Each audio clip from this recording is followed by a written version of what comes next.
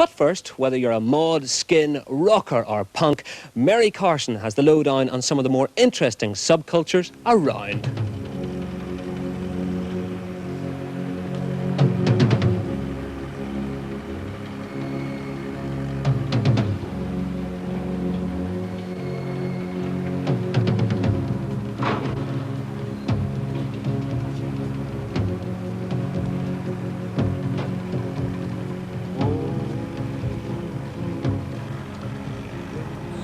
This is Stonehenge, or at least it is to some of the people you've just met.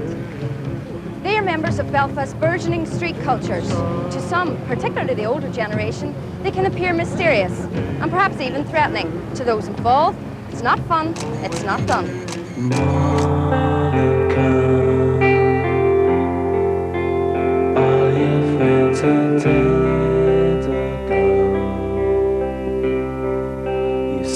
They're staring at the wall.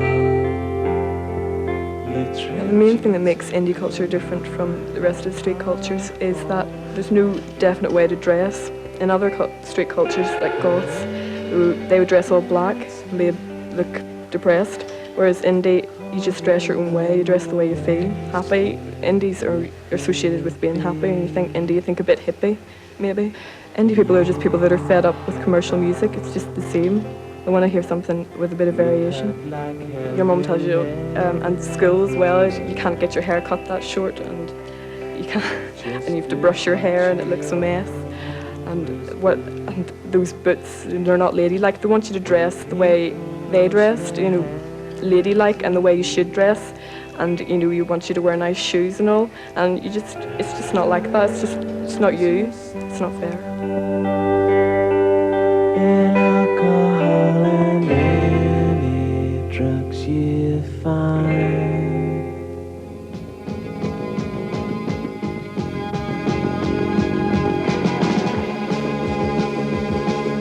It was about 2.5 years ago when the Mission played in Belfast, and I seen all the goths going about and thought, yeah, that's what I want to be.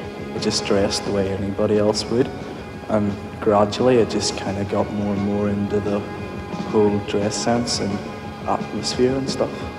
I just wore the cross because it's supposed to be a symbol of life and stuff, but it's actually a symbol of death. It's quite funny. I don't honestly know why other supposed goths wear black. It's just something I like to wear. It's what I have most of. My parents have totally no understanding of it at all. They just think I'm gay or whatever, and they just can't see why I can't be like other members of my family and stuff. They've no understanding of it. But in saying that, this coat used to be my dad's, and the boots I'm wearing, my dad used to have boots like that. People have this idea in their head that goths are depressed, and I don't honestly know where they got it from. Maybe like people without a sense of humour would find the music depressing, but the music's dead funny. Like, you can laugh your head off to the Sisters of Mercy. Just people don't seem to have a sense of humour or a lack of understanding.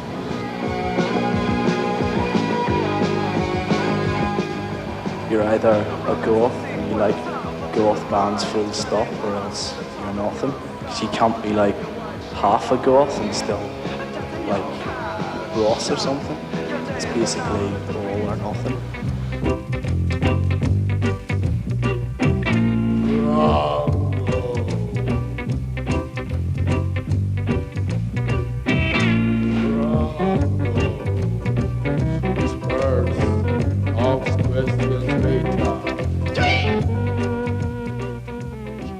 Skinheads appeared on the streets in the late 60s after the mods, because they were sort of mod younger brothers, and they wanted to identify themselves but without being mods. So they took it one step further, shaved their heads, and went back to basics with the clothes and adapted reggae music as their own.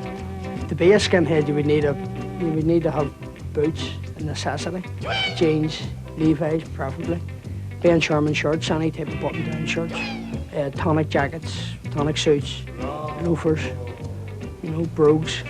You would wear your basics during the week. You would wear your jeans and your boots. But if you're going out on Friday, Saturday night for a drink or whatever, you would get your suit on, look good.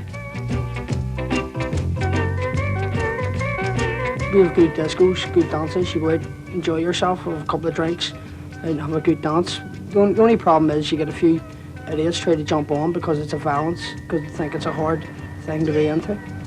It's not. Like, my dad doesn't mind it now. I'm getting on the telly anyway. I'm getting a bit of fame. He was a bit annoyed with me at the start when I first started to do it, but tell me the ways up and all. But this is me. Sorry, Dad.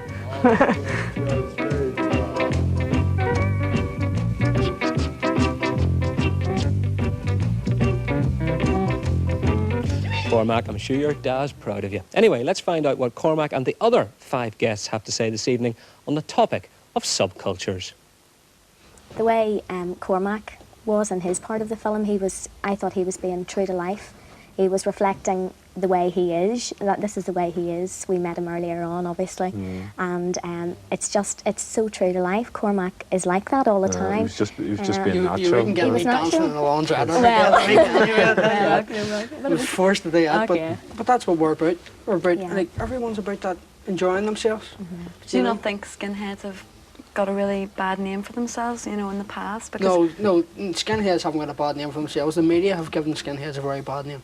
Whenever there was that football violence in Germany 2 years ago, and the tabloids had pictures of skinheads and or cartoons of skinheads and people Mohicans like causing trouble, and all the guys were just wearing like casual suits that was fighting. But it sells papers, doesn't it? I mean, if you've got a headline, skinheads burn out Asian family, I mean, someone's going to pick that up and go, look at that. No, but a lot of skinheads are like racist, and you can't deny that fact. Or like skinheads, racists. It wasn't a case of skinheads becoming racist. It was a case of racists becoming skinhead. Because they thought, this looks good, a white working class cult. It's our duty for the Queen and our Britain. But there's a lot of contradictions in like the skinhead movement, and those people there have picked up on their own. There's contradictions in the I mean, you go out and you listen to like reggae music, and then you go and you beat up some black man for being black, you know. No, but there's contradictions. I'm not saying you personally, but this is what a lot of skinheads do, you know. No, but the contradictions are the Nazi skinheads, whereas us, we're going back to our roots, back to the 60s, you know. We're listening to reggae music, we're picking up off fashion from 20 years ago, whereas these ones are just, you know, bald punks. Well, what actually inspired you then, you know, to join the cult of the skinheads? I mean, why not the music? It's a music-oriented cult. So it's nothing to do with, like, the dress comes second. At the moment, I'm actually growing my hair sort of in an attempt to look more normal, because I know I'll be leaving university next year. I'm going to have to get a job. But I feel that society is putting this pressure on me to conform and to try and to look normal. But do you not think like you're selling out to some very narrow-minded people? They're concerned with the way you look, you know, and it's if you stuck it out and didn't like change, then they'd have to like judge you the way you're looking. But if you go halfway to meet them, the thing is, people don't. I'm going to go halfway in that I'm going to grow my hair, and I'm going to try and look a bit more normal. But yet at nights I'm still going to be the way I like to be. I'm still going to backcomb my hair, I'm still going to wear the wild clothes and things that I like to wear, you know. But I think it's a fault of society that they won't accept me the way I am. I shouldn't have to change to allow them to accept me. I should be allowed to be the way I am.